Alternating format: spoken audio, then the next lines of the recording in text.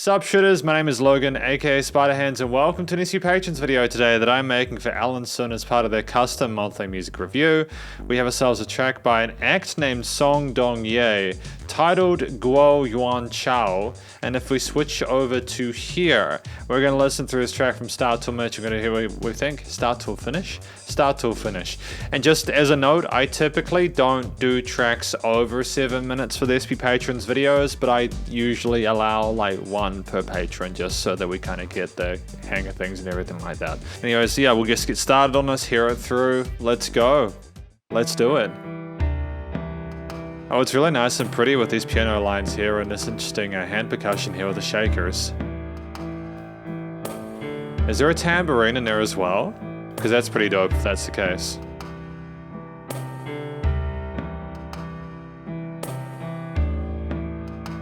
Great near instantiation of the main musical theme there. No filler.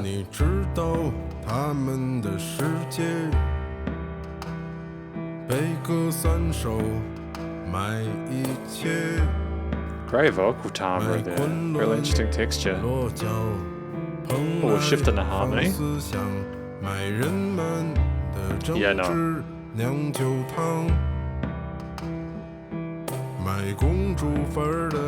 Nice ghost notes in the percussion here. Some interesting repeaters on the vocals, constant development overall.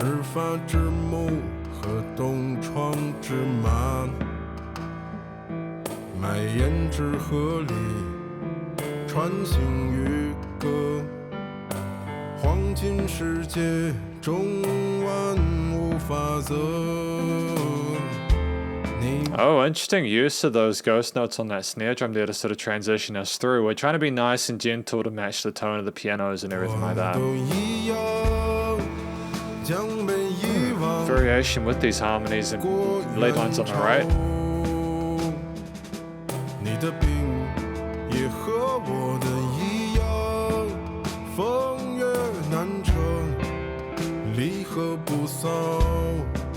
Great choice with the lead guitar on that right there, going between the sides of the headphones.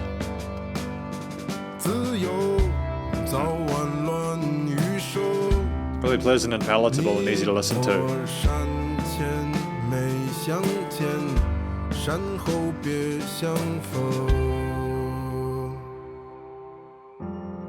Great use of that first 2 minutes. Sort of reducing it down a little bit here. Like, I know you can hear it, but I'm just kind of like calling it as I see it.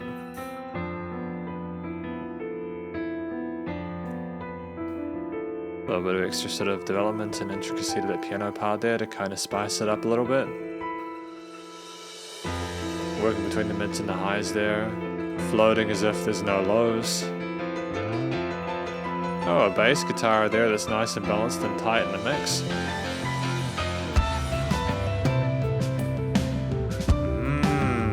We got some tab parts with some delays and reverb tails on them, because that's pretty dope if that's the case, man.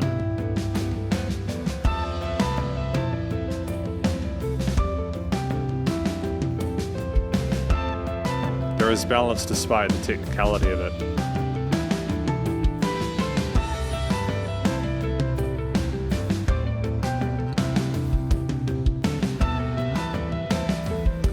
So you got like 1.5 or not an 1/8 root repeat on that. On those guitar parts we had before, some octaves coming in now with the distortion in the center field. Nice replacement of the vocals. Very charming track for sure.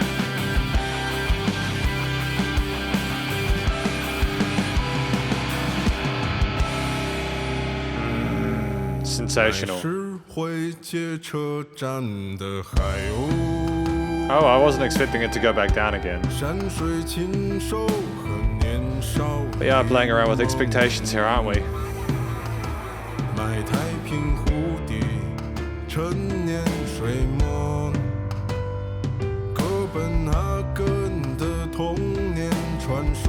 The guy's a great vocalist, really solid technique. Nice use of double tracking here for a bit more presence in the mix.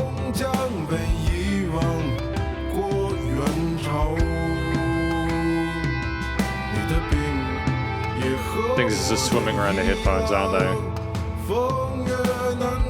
It's really charming.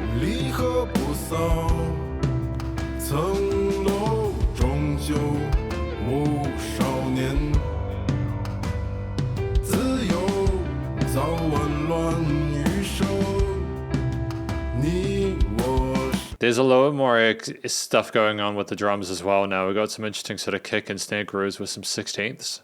A little bit of extra intensity there. A little bit more filling it up with the dynamic range, getting a little bit louder overall as we go along with a very slow crescendo.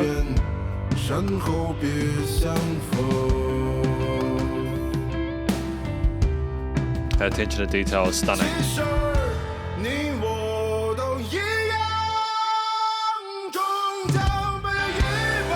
Oh, dude, the way those overdriven guitars come in, they're so bright, they glisten in the mix, man. And his vocals soar over it. His head voice really suits the arrangement.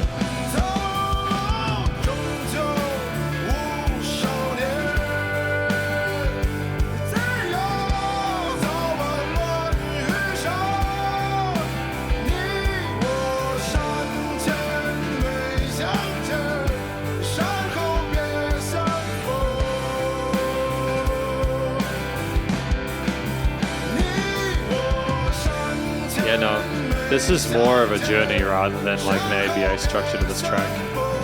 I kind of appreciate that within long form factor songs like this. If you can find the balance between what's expected of the different instruments and vocals and how they're going to be presented and make it make sense with the story, you got yourself a banger no matter how long it is. I heard that extra bit of intensity for the vocal fry at the end there. It was stunning. It was nice for him to come down for his chest voice and finalize it. It's been a pleasure to listen to the song today.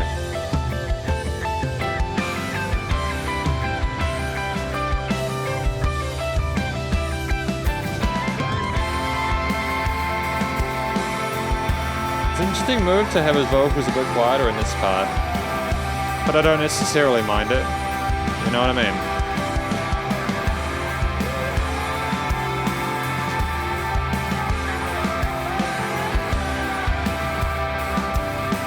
The tremolo picking on the guitar is a nice new addition there. Adds a bit of grittiness to it that counteracts the beauty of the piano lines and the proud nature of the drums. There's a lot of compression in the kit actually, but it suits it. Allows things to rise and fall together without these sort of weird resonances. Stunning song, really. I'm really glad I had the opportunity to hear it. It's part of why I like doing these music reviews, because otherwise I just wouldn't hear it. I've heard thousands of songs, and the vast majority of them are ones that I, are new, and I'm thankful for them being brought to my attention. It's a shame that I'm unable to get Google to go to like dark mode ever since I switched my browser that I go to the internet with. But that's okay. We've got Guo Huan Chao by Song Dong Ye. Thank you to Alan Sun for providing the lyrics. No one knows better than you do that we folk singers feed off of writing about. Yep, that makes writing about people's blues. That makes sense. Oh, okay. We prey on bickering and suffering, nothing more than cooking some dope songs. So we're talking about selling out in order to write this music, and like the hustle, the grind set's tired them out. Things feel empty and sort of meaningless at the moment. Youngsters today don't know nothing about Blue Mind. They kind of waste their precious time with too much freedom. Damn, dude. That's kind of heavy. So I think this is about this person, this musician. Actually, I should probably talk about that in the conclusion, shouldn't I? We should be reading through the lyrics at this point in time, making sure I haven't missed anything. It is an intriguing tale, though. It does comment on the current state of things and where Song Dong Ye came from. And I think that it's a really impactful kind of tale. because this is the conclusion of my review of this track by an act named Song Dong-ye, titled Guo Yuan Chao. It's about a musician, how the folk singers get their inspiration from people's difficulties and blues, the struggle he's gone through, talking about his own career and the difficulties he's had and people remembering him for 15 minutes. I think it's all relative, how he's comparing how his inspiration to how his own life has been and how youngsters nowadays have too much freedom that they don't understand how lucky they are. And I'm just wondering if he's sort of talking about how his music will affect other people and how things have changed for him. It sort of seems a little bit retrospective, you know what I mean? I think it's really a beautiful thing though, this track, the story that's being told here. When I listen to this music, you know, from Song Dong-ye, you've got someone who is really comfortable in his vocal range, really great technique in his head and chest voice. And honestly, like, man, I want to hear more of his work. I think that he's sensational. I can hear the exasperation, the frustration, the sense of longing, of sadness, of the tiredness. I can hear it within his voice when he performs. And it came through really authentically and organically within his performance. I think the melodies that he chose going between those mids and then into the highs later on, you know, a bit of that vocal range later on was an absolute masterstroke. And he's clearly got everything figured out. Like, this is someone who really knows their way around a microphone, really knows their way around a long form track. And they absolutely smashed it, in my opinion. I'm incredibly impressed with their efforts within this piece. I think that with Song Dong-ye, it wasn't just his vocals that smashed it, you know, the little overdubs, the occasional sort of like little reversions and the changes in the feel and groove and emotional input put in, but it's also the music behind it with those interesting lines on the piano, the guitars, the bass and drums that came in later on, because it wasn't everything at once. We had gradual development of the arrangement and the composition there that I think necessitated this to be a longer track, because you just couldn't have had everything at once. There needed to be bits and pieces. It would have been detrimental to shove it all into a 3-minute song. And so on that effect, again, I'm very glad that we took our time with this. We had several established sort of solo or instrumental sections that intermingled or intertwined themselves with the story, the tapestry that was being woven there by Song, but at the same time, I think they stood out on their own well enough to justify their existence. And all in all, it just allows us to really sort of appreciate what is there, especially when it pulls away at the end of that first sort of main sort of instrumental section, back into the quiet, relative quietness of that secondary verse, that middle part. As far as I'm comparing, it's like a 3-parter. You know, at the beginning, sort of telling the tale of where the inspiration comes from, the middle with a bit more sort of intensity, talking about the contrast between then and now, and then at the end, talking about destinies and everything like that, and reiterating in a more frustrated and sort of like bold tone. And again, like, everything is stylistically cohesive. The intensity of the instruments matches the intensity of the lyrics. The use of these extended harmonies or these arpeggios on the keys corresponds well to the sort of octave chords on the guitar with a bit of distortion there, but a bit of overdrive on those rhythms in the later sections there. But the delicate nature, how pretty things are in the mid and high ranges in the first as well, illustrate a development of how we're thinking about things and how we want to sort of communicate with the listener, which is great as well. There were lots of different rhythms used. The overall harmony, the coloration of the track was absolutely splendid. It never became too overbearing or hideous, despite the fact that there is a sense of bittersweet, if not melancholy, within this track. It never goes near apathy, which I'm incredibly thankful for. I think it would have been just a little bit too shallow for this song. It's got a lot of depth to it. It seems like you're in an ocean surrounded by it. That's what the theme sounds like to me, an ocean within this person's mind, accepting and taking in what they think, their thoughts, their feelings within this poetry, this immaculate conception. I'm incredibly pleased with what I've heard today. As a first impression, it's very, very favorable. And I don't think there was a note out of place. The instruments knew when to sort of duck in and came out. There was variation with the loudnesses and various sort of influences there, and a little bit of ornamentation on various positions there that kind of justified the means, simply not only because they sounded cool, but because they made sense with everything else. It was context. And I think finally, it's just there was not a note out of place. It was an exceptionally proficient performance on live instruments. And the studio recording artists nailed it, because the production, recording, mixing, and mastering, was sensational as well.